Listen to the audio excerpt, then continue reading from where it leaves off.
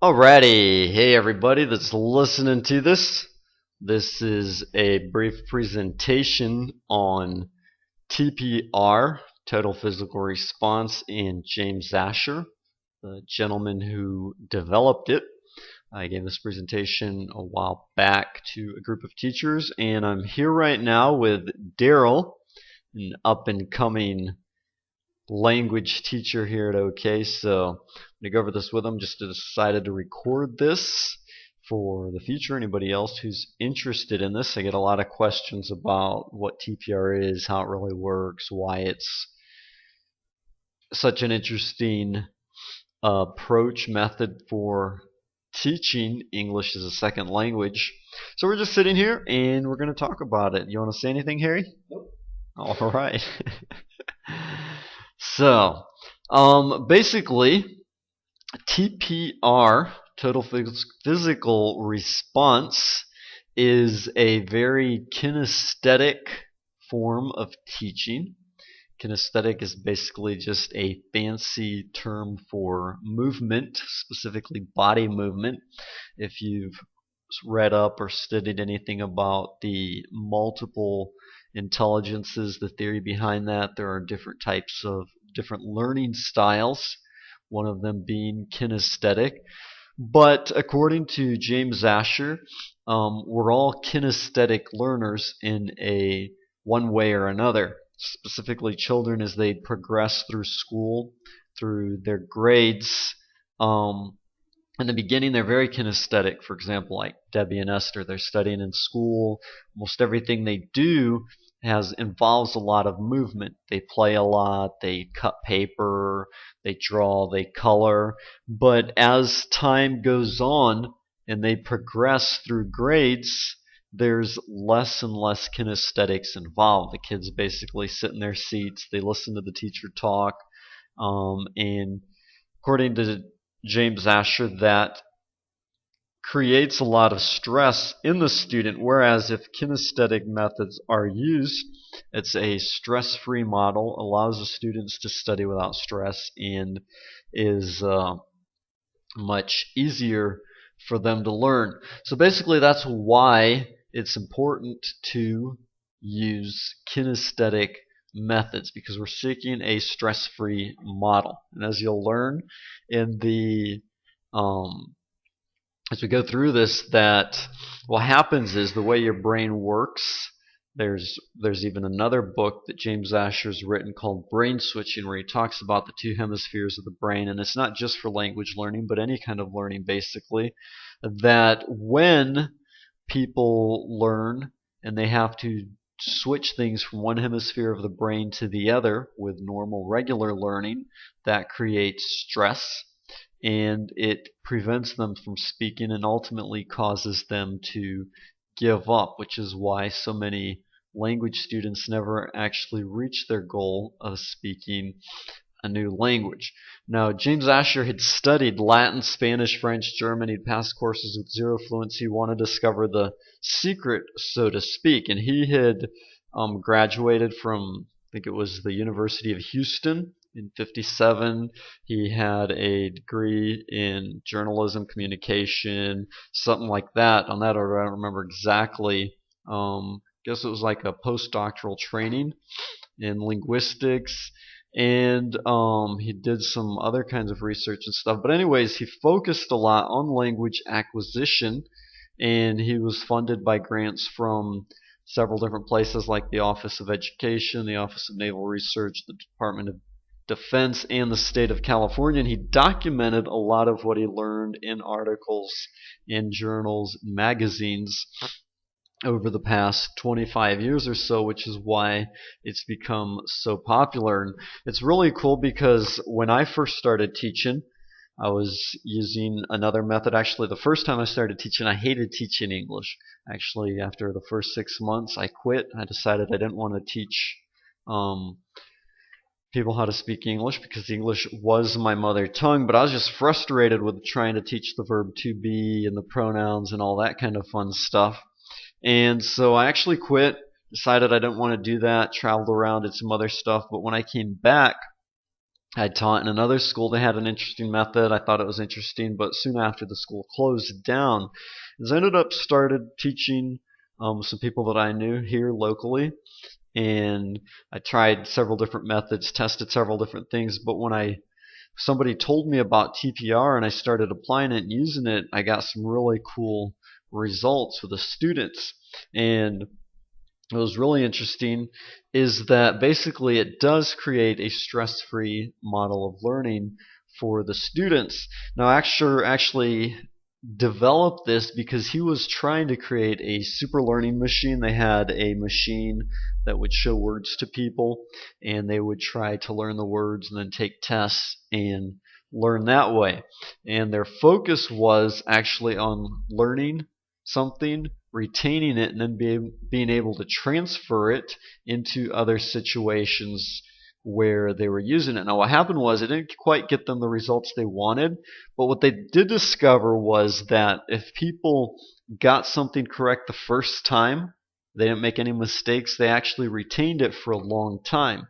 And which actually meant that the faster they caught on to something, then the longer it would actually stick in their mind. They could retain it and use it better. Whereas if it took them several tries to actually get the correct answer, then they wouldn't actually stick with them.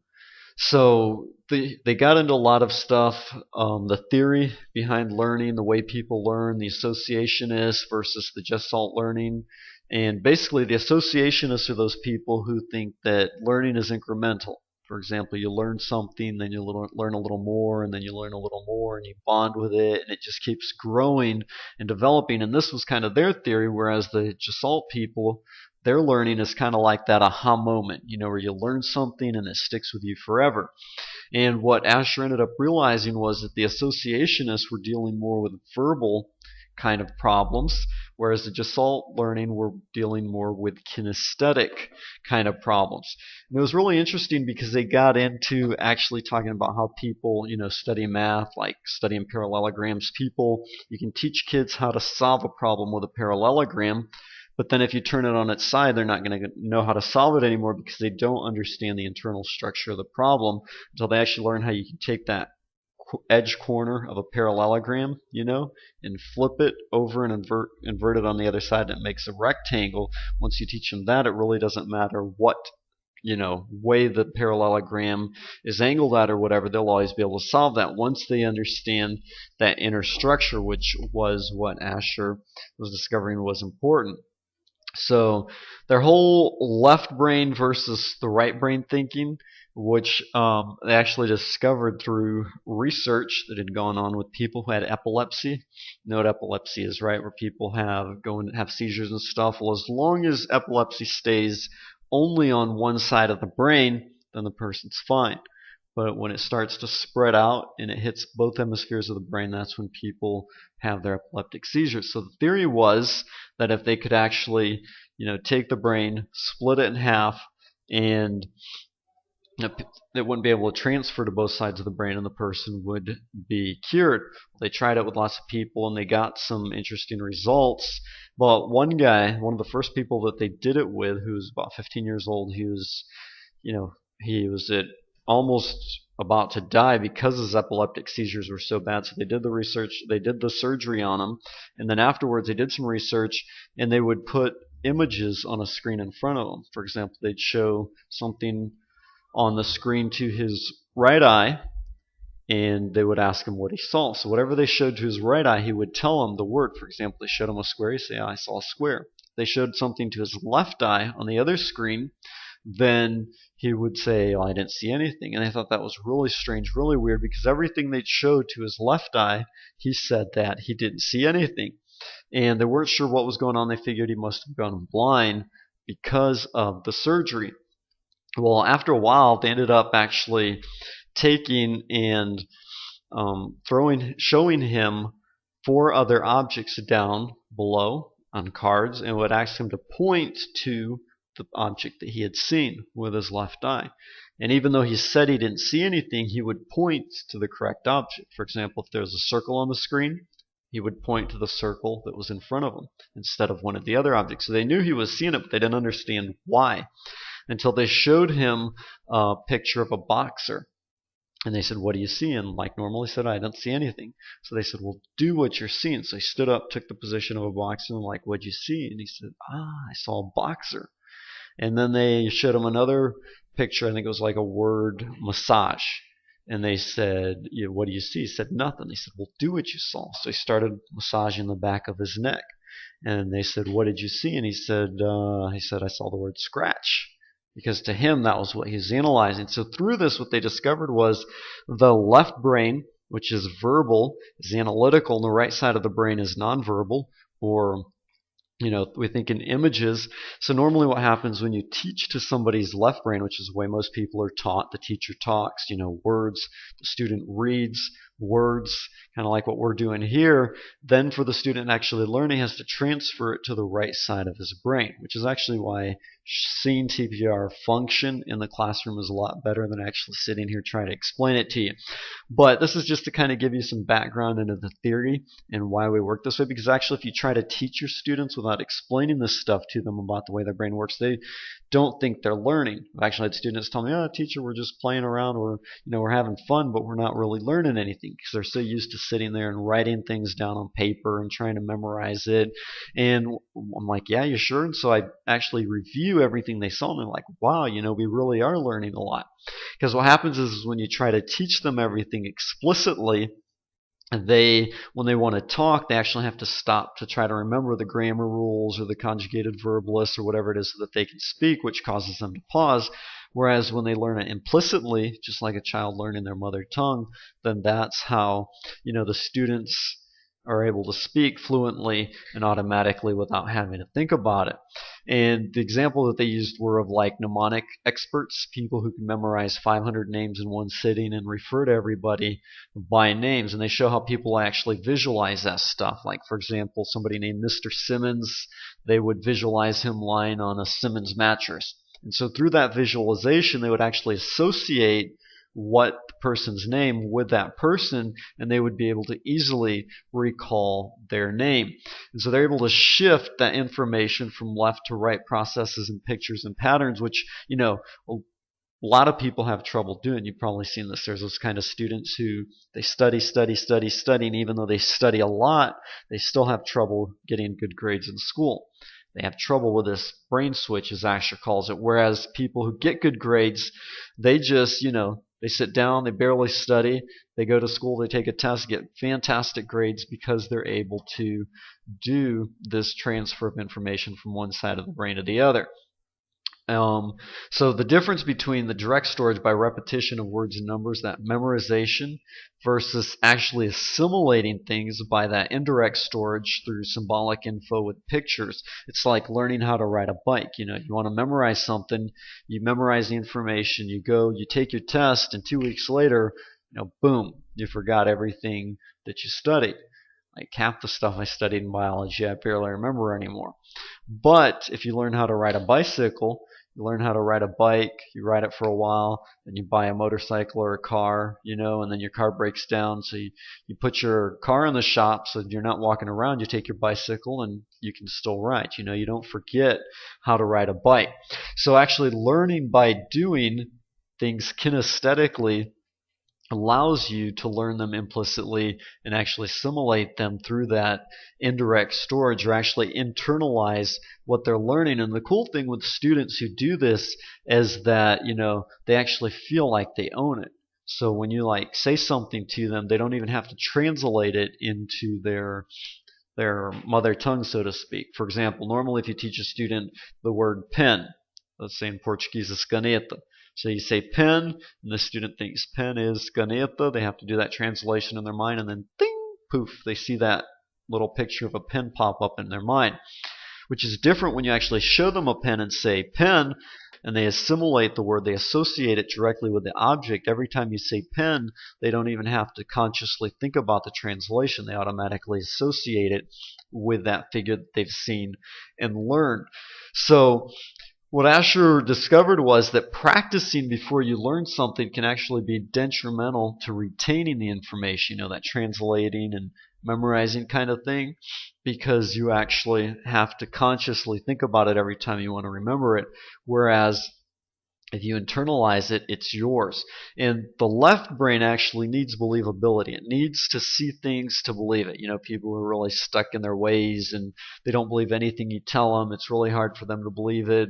They refuse to accept anything new, and it takes them a while to actually get it through their thick skulls. But then when they finally do believe it, then it's really difficult to replace that belief with something else. I mean, you could cite examples of people who you've seen them actually do this, or even throughout history, even in science, when people come up with a new scientific discovery, at first it's rejected, and then it actually ends up being accepted as a truth, and then later when new theory comes up, then it's hard for people to accept that new theory. So the whole idea of TPR, one of the things that's really cool about it is that the students actually see the cause and effect. For example, if I show you a cell phone, okay, I've got a black cell phone, Motorola cell phone here, and I say, cell phone, then you see it, you can actually tangibly, physically touch it. It's different from that. You having to translate something in your mind or actually learn a grammar rule. And what's really cool about that is because the students actually see it, they can touch it, it's tangible, they actually assimilate it and associate things a lot faster. I mean, we could call this a snigglefritzel. It really doesn't matter what we call this. Cell phone is just the common term that everybody uses to call this. So whenever somebody says cell phone, you automatically know what they're talking about. It's example is like codfish. Some people call codfish, and other people call it saltfish. So if somebody's that's never heard the word saltfish before hears someone talking about saltfish, they're not going to know what it is. But if you tell them, oh, it's a codfish, they're going to be like, oh yeah, I know what that is, just because that's the name they're familiar with. So if we sit down and we invent something, we say, okay, this is a snigglefritzel, then every time I say the word snigglefritzel, you're going to know exactly what I'm talking about, right? So it's kind of funny, but words are just symbols of the things that we see around us or the actions that we do, and we use those because language is basically communication. It's the way we communicate. So the written words or symbols, the words that we speak are the, how do we say that? They're like the sound symbols for the things that we want them to represent. So even though I might not have a cell phone here, and I'm telling you a story about something that happened with my cell phone, like say I lost my cell phone, I couldn't find it, and I'm telling you about it, you know what I'm saying because you already know what those words represent. So the words in themselves aren't really that important. It's what they represent to us. And so when you actually tell your student, this is a cell phone, you show it to them, then that's how children learn, like kids, your children. Listen, Jessica, you don't sit down with them and say, okay, kid, this is a, sky is sail, because they don't even, like when children are first learning, they don't even have words for you to translate to. So everything you teach a child, you actually have to show it to them. They're like, what's this? And you say, this is a table. And they're like, what's this? And you say, this is a chair. You say, what's this? And you say, nose. So by actually hearing those words as they're seeing something, they begin associating those words, those symbols, language, with the objects or actions that they're associated with. So anyways, through all of this, James Asher, through his research and the different things that they were looking at, he had a graduate student named Shirou Kunihira. I guess is how you pronounce his name. And Shirou was from Japan. He had studied English in Japan, and he came to the U.S. He was studying with James Asher, and so James actually asked him to give them some commands in Japanese, and they would repeat it. Well, as they did that, they realized it was bad, because at that time it was commonly believed that production was the important thing, because if somebody said something and you repeated it enough times, you would learn it, and production was kind of like the all in all. Well, that wasn't necessarily what they discovered. It wasn't necessarily true. That was believed because speech is the manner we produce in. So that's why they believe that. But what they realized when Shirou would give them a command and they would try to remember it, they realized that they weren't retaining anything. So they decided to try actually not reproducing what he was saying, to actually stop repeating the words and just listen to what he was saying and do it. So they asked Shirou to give them simple one-word directions without any production, where they would actually reproduce what he was saying. They would just listen and do what he said. And so in the beginning, he would say, like, stand up. And he would stand up so they'd actually hear the word stand up. They would see him stand up, and they would do it as well. And then he'd say sit. And he would sit down, and they would see him sit down. They'd hear the word sit, so they'd associate the word sit with the action. And they would silently follow him and just do what he was doing. So they did a lot of different actions this way. Started off with actions like stand, sit, walk, jump, squat, turn around, and all that kind of good stuff. And as time went on, they added more words. They got more complex. They increased the complexity of the phrases. They went from simple one-word phrases. And what they discovered is that the more complex the phrases got, the easier it was for them to learn. And this is something that's amazing when you're actually in a TPR classroom and you're giving the commands. You'll start off teaching simple words, but by the end of an hour or so, you can already be giving them complex phrases, and they're still understanding and actually able to do what you say, just as they associate that and they grasp that thing. So what they call this was zero trial learning of novel sentences, where they would take those basic words, but they would create whole new sentences, and they would still understand what Shirou was saying in Japanese. Now, Shirou's background, he had studied English for over 12 years in Japan, and when he came to the U.S. and he went through customs, he said the customs official there asked him some basic question like, what's your name? He said he didn't understand anything the guy was saying because he was used to studying, what is your name? And when the customs official said, what's your name? Kind of like all those words were just jumbled together. He didn't understand them. He said he started crying right there in customs because he was frustrated. He thought, man, I've spent 12 years of my life studying English and I still can't speak it. And I don't understand what people are saying. And just because they're taught, that traditional book learning method thing. So anyways, he set out to try to learn English, relearn English actually, and he started working with Asher. And so they got a lab where they would take kids and they would teach them the same way. They would actually do the commands, teach the kids the words, and then they would send them off and then bring them back after 24 hours, 48 hours, 96 hours, and then even up to a year to see how much they retained. And most of the stuff that they learned, they would actually retain, and they were amazed with that because they're actually internalizing it.